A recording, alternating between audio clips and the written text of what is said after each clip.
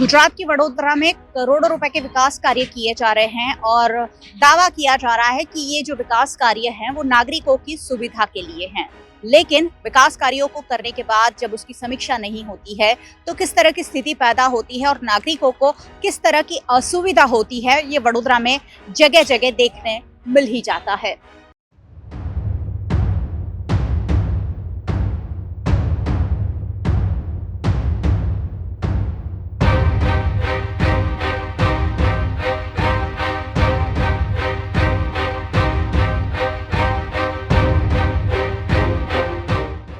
फिलहाल वडोदरा के हरणी इलाके में खड़ी हूं, जहां मोटनाथ से लेकर देना चौकड़ी तक बरसाती ड्रेनेज का काम किया गया था। लेकिन यहां 4 करोड़ 18 लाख रुपए की लागत से कैसा काम किया गया है वो आपको दिखाना चाहूंगी। देखिए, यहाँ ये बरसाती ड्रेनेज बनाई गई है और बरसाती ड्रेनेज को ढक भी दिया है, लेकिन किस तरह ढका गया है, किस तरह ये मिट्टी ढककर इसे बनाया गया है कि पहली ही बारिश में, अभी ज्यादा बारिश भी नहीं हुई है, सिर्फ छिटपुट बारिश हो रही है, उसी में यहाँ ये जो काम है पूरा बैठ गया है। और ऐसे में यहाँ अगर पानी भरता है तो अप्रिय घटनाओं का होना लाजमी है।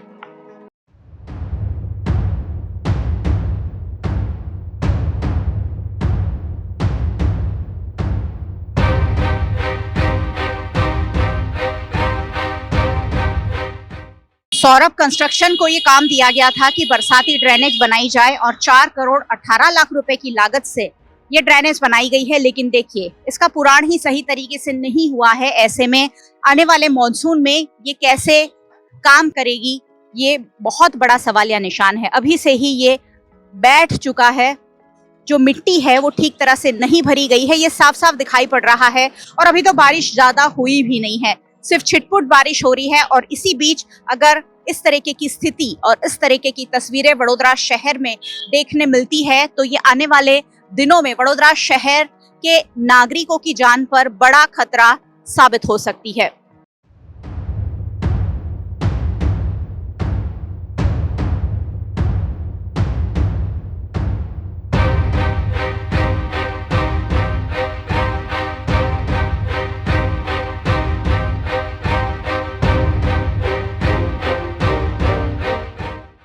जैसे मैंने पहले कहा कि विकास कार्यों को इसलिए किया जाता है कि नागरिकों को सुविधा दी जा सके, खासकर जब मॉनसून है और वडोदरा शहर वाटर लॉगिंग जैसी समस्याओं से हर बार जूझता है। ऐसे में नागरिकों को सुविधा देने के लिए बरसाती कांच जैसी सुविधा दी जा रही है। लेकिन यहाँ उस सुविधा से स्थानीय निवासियों को क्या दिक्कत हो रही है, ये यहाँ के स्थानीय निवासी हमें बताएंगे। मालव उपाध्याय हमारे साथ है।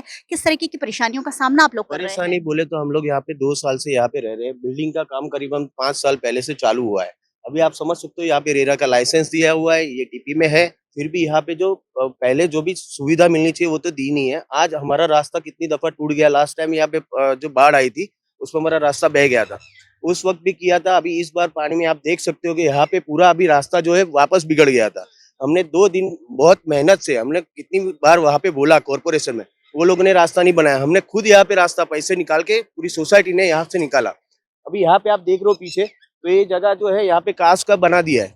ये लोग जबरन यहाँ पे कांच डालना जा रहे हैं, जबकि ये है रेसिडेंशियल और कमर्शियल प्लॉट्स। यहाँ से सिर्फ 100 मीटर दूर वहाँ पे आगे कांच ऑलरेडी जा रही है बरसाती, पर वहाँ पे वो लोग पानी शिफ्ट नहीं कर रहे, जबकि वो लोग हमें परेशान करने के लिए यहाँ पे जा रहे हैं। क्योंकि हमने बार बार मतलब बहुत सारी कंप्लेन की है, सीएमओ तक हमने किया है, इवन कमिश्नर को भी दिया हुआ है। तो वो लोगों को मतलब परेशान करने के लिए, क्योंकि हम लोग उनके खिलाफ क्यों बोल रहे हैं, उसलिए जबरन यहाँ पे पानी छोड़ा जा रहा है।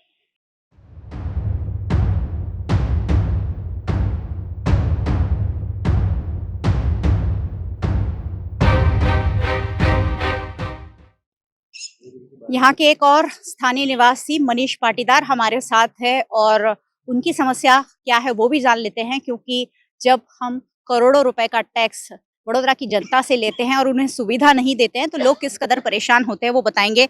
मनीष जी, क्या कहेंगे, आप कितने सालों से यहाँ रह रहे हैं और किस तरह की परेशानी है आपको? लगभग मुझे 2 साल हो गए रहते हुए। और मैम, ये पिछले जो रोड है हमारा, ये कभी नहीं बना है। लेकिन इस बार क्या हुआ, जब बरसात हुई अभी, तब इसमें बहुत ज़्यादा दलदल हो गया। उसकी वजह से जब बच्चों को हमारे मदर जब छोड़ने जाती है उनको, तो उनको फिसलन हुई। तो अभी हमने कल इसको रात में इसमें ग्रेवल ये मिक्स कंक्रीट डलवा के हमने इसको रोड को हमारे सोसाइटी के पैसों से हम लोगों ने इसको तैयार करवाया।